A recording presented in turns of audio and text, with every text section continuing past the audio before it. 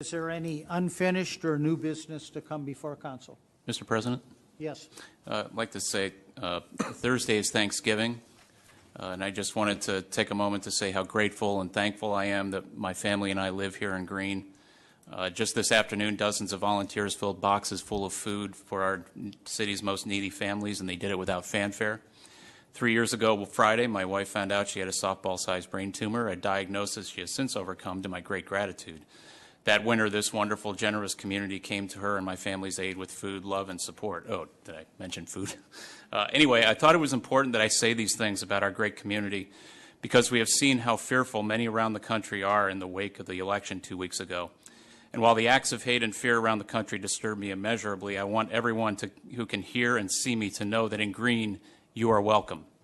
If you're like my great-grandma Habercost, whose native language is not English, but are trying desperately to learn it while enriching our country's heritage in Greene, you are welcome.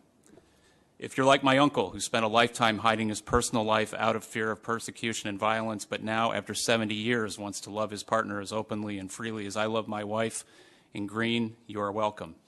If you're like Bill Appling, the most influential person in my life, not related to me, who taught me that all talent, regardless of prodigy, is wasted without hard work and dedication, and are our pioneer. Bill was an African-American choral director starting in the 1960s when that profession was lily white in breaking down doors or have faced too many ill-constructed, hate-driven doors in Greene. You are welcome.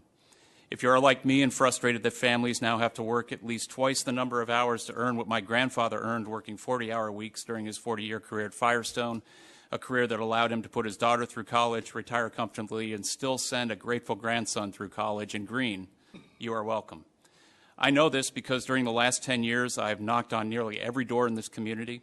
I've met you, you know me, and while we may not agree on everything, and you may not even vote for me, I know you have my back, and you know I have yours, because in Greene, all are welcome. This weekend, I also attended a wedding. My wife's cousin married a Greene girl. Clearly, she has my wife's smarts. After this election, I was especially struck by this scripture passage, one that was recited at my own wedding and many others. Love is patient, love is kind, it does not envy, it does not boast, it is not proud, it does not dishonor others, it is not self-seeking, it is not easily angered, it keeps no record of wrongs. Love does not delight in evil, but rejoices with the truth. It always protects, always trusts, always hopes, always perseveres. In Greene, all are welcome, for in Greene can be found all that has, does, and will make America great. Finally, I'm thankful to serve with each and every member of council.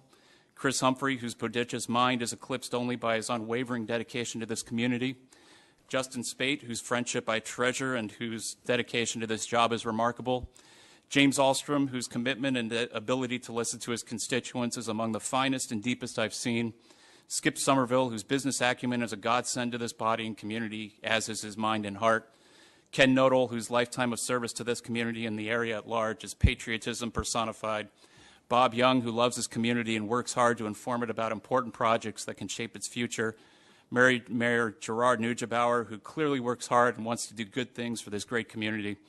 Molly Kapluck, whose expertise and dedication to informing the public of all we do is extraordinary.